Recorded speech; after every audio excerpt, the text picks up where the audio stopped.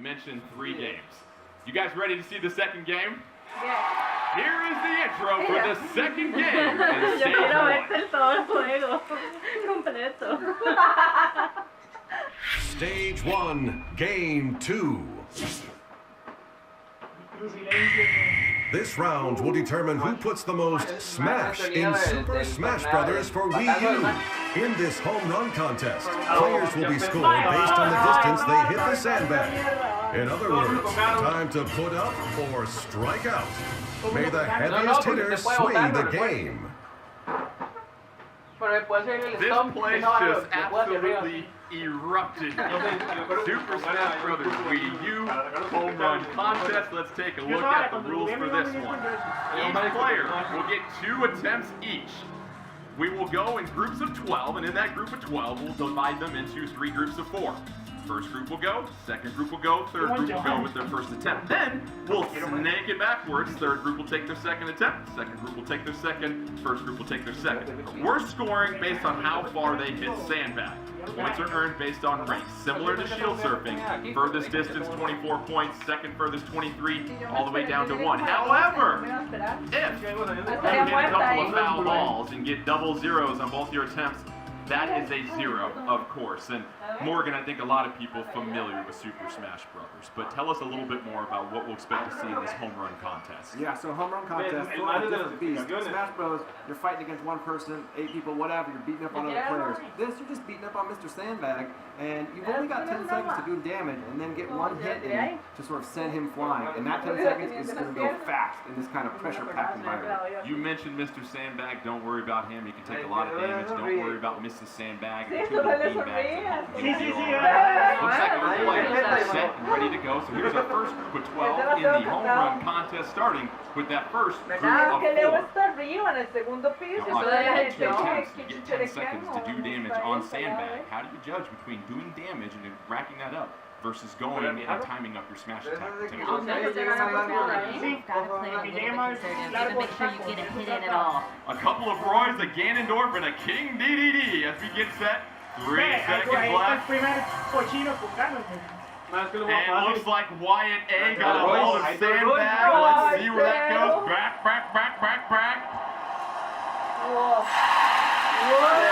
And just like the crowd in the game, the crowd in here pumping this up. 38-66 for Wyatt A, knocking that one out of the park, sending a souvenir to somebody. And that's what we've seen with Roy here, Audrey. Is he hit a really good attempt. Just time that will be. Yeah, Roy's our boyfriend.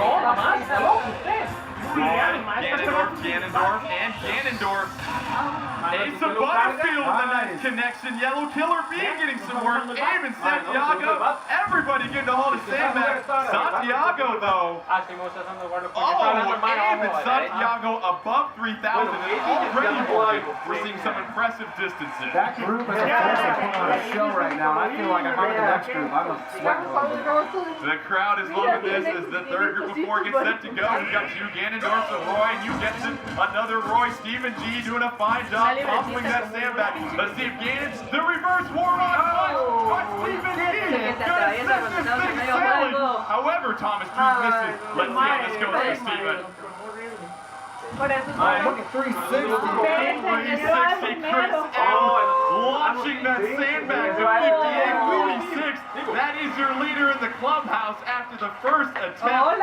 Perfectly executed right there. That's our leader in the clubhouse. I don't know why he's 360 prism. He should be 5800 prism after that one. And you know how technical it is, especially with some of these characters out here, but it seems like these players have some experience playing some more. These players know just how to time their final attack. We saw earlier some people struggling with Mr. Sandbag getting in position for the last hit, but these guys Now, they will get a chance to change characters for their second attempt if they would like to, but Morgan, there were some people that got zeros as well too. So what's your approach as you get set for your second attempt? Are you aggressive still, or you try to at least get a score out there? I think you try to get something on the board. What we saw happen a couple times, when you beat up Sandbag, everything's going great, he's right in front of you, you're doing damage, and then the last hit knocks him behind you. You can and get that last hit and do all that in like 1 second. Such a good point. And Audrey, with that final smash, whether somebody's using or using one of their special attacks, it's important to think about the physics as far as where you make make contact. Absolutely think about positioning, think about the timing. You might be trying to get a really good round there, but then you're half a second late. As we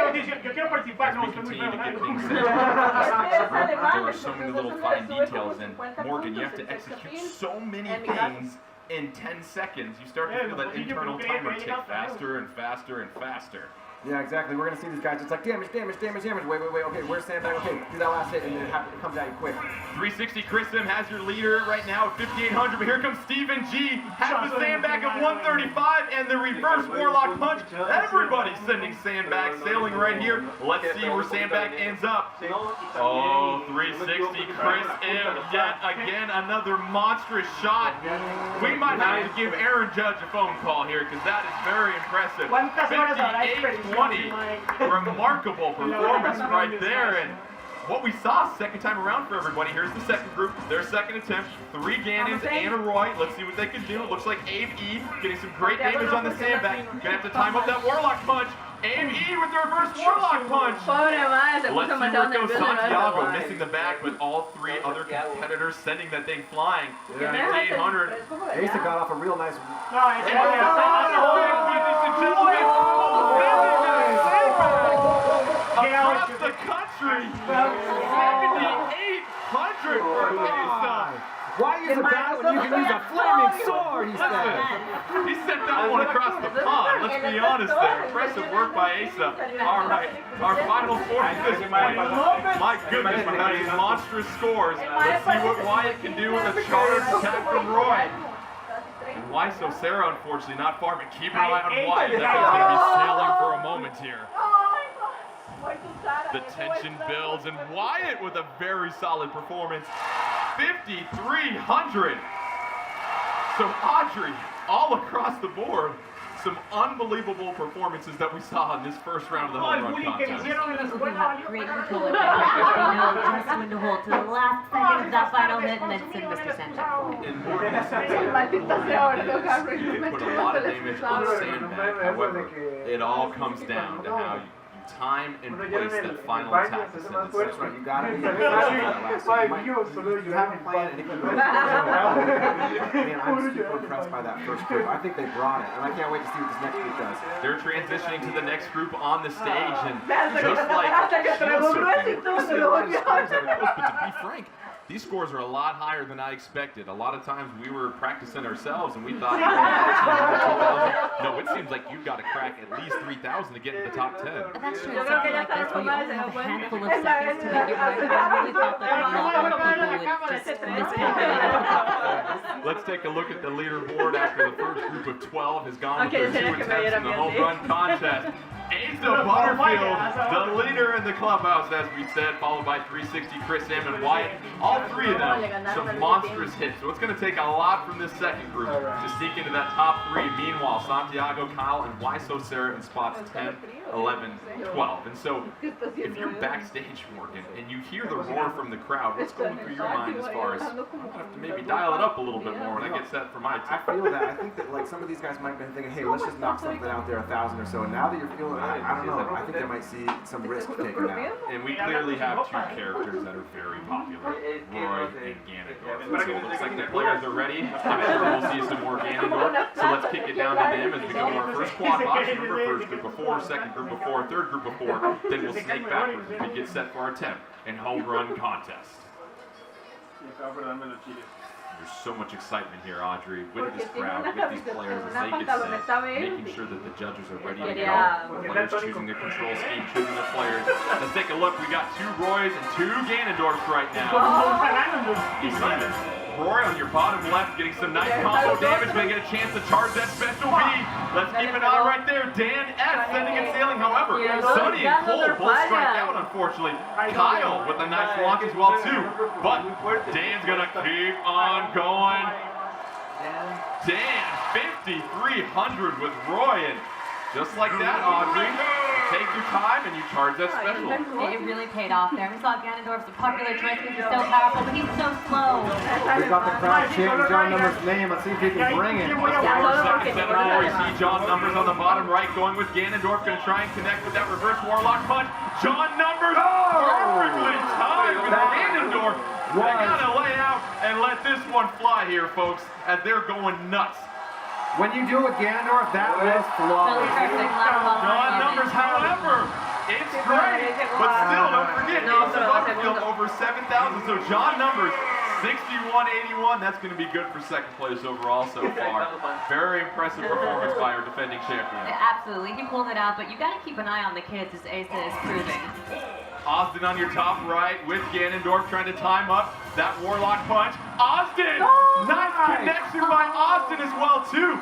Zerk sending it flying, and then Emil also. Let's see what Austin can do. The youngster trying to bounce back from shield surfing, and that's a very solid score. 42.99 for Austin. Very impressive stuff. And Morgan, just an example of maybe things didn't go your way in shield surfing. Compose yourself and knock it out of the park. You know, I'm super proud of Austin right there. He had 0 points coming in this round. He just knocked it out 4,000. He's probably feeling a lot better, and he's in our last group, so they're going to go right again. He gets a chance to just put something on top of that. Yeah, anything over 4,000 is going to do very, very well for this group. And as we mentioned, the second attempt for this group, they can change characters if they would like to, so they'll go ahead and get that figured out. But Audrey, I'm still just in shock of how impressive and how well timed some of these attempts have been. Absolutely incredible. Some people know just how long they can hold out that final hit, and that is really where you get that distance from.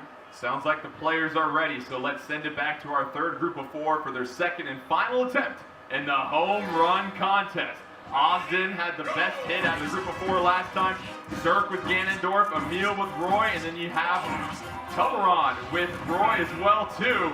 Tuberon gonna get a chance to charge that special beam with Roy, gonna send that flying, and Austin yet again connects with the reverse Warlock punch. However, Emil and Zerk, unfortunately, let's see if Austin and Tuberon can improve on their last performances. Oh, Tuberon! We got it!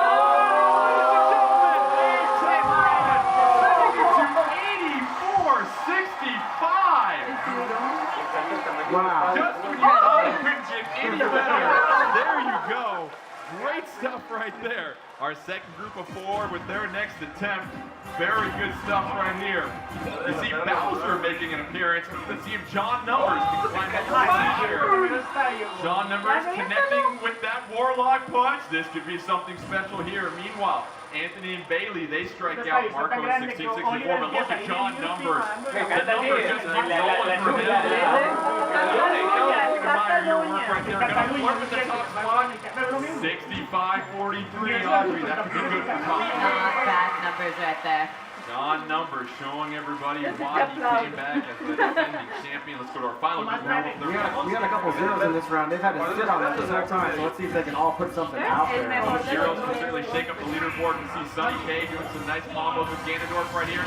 Trying to get, Sunny K misses with the reverse Warlock punch. That could have been special. Kyle W, however, very great attempt with Roy. You see Cole soaring to over 3,500. Kyle W, don't sleep on Kyle W.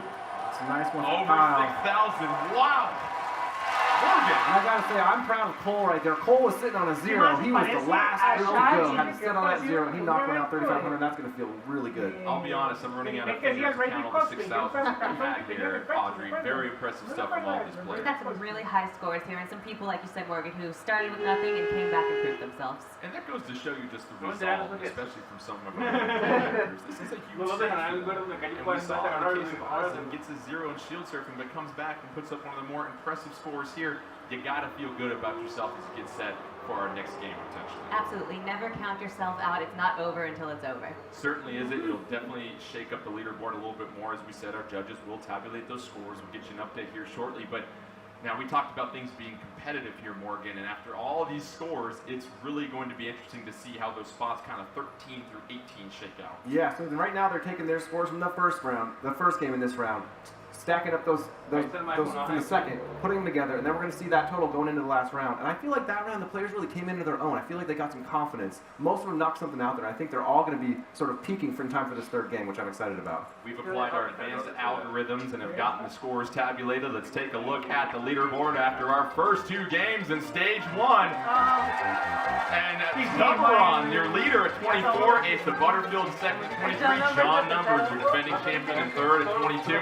But even up on spots 14, 15, 16, 17, yes, even 18, separated by just 5 points. Pero eso es la So suma it could be any Yeah, one of those, these. to clarify, this score is just for the game 2, so these have not yet been added to game 1. So it's still maybe a little bit in their head of mystery where they stack overall. Very good point. We'll certainly combine those scores, but that shows you how everybody did in game 2. Obviously, how guys up and throwing the third game into that mix as well too. And so, Audrey, it kind of makes this third game potentially very important. That's true. If shield surfing wasn't your thing, if you didn't hit a home run, you're really keeping an eye on this third game, and hopefully it's just right up your alley. And now we've talked about managing your energy level basically here, Morgan. As you get set for this third game, maybe if you're on the bottom looking out, you've got to be probably pretty aggressive in this next one. I think so. They need to be aggressive and go for the goal gusto, but at the same time, you don't want to get too high too low because this is still the first round. So maybe winning this round, you don't want to peak too early. Unfortunately, this isn't a single elimination tournament. You get more than one life here. And Audrey, break down for us again how that underground is going to work out when we get done with this third game. So the underground, as we've said, it's a chance for these players to fight their way back. We don't know what games are in the underground, but if it's something that they're good at, they could stay in the game. They could work their way through the underground and make their way back to the finals, and they could still have a chance to be crowned Nintendo World Champion. And that's got to be a good feeling, Morgan, because there's probably already a lot of pressure on these players. However, you get a chance to go to the underground, you still have a chance to redeem yourself. But before we figure out who's in the underground, we still have one more game, and for that reveal, let's toss it back down to Andrew.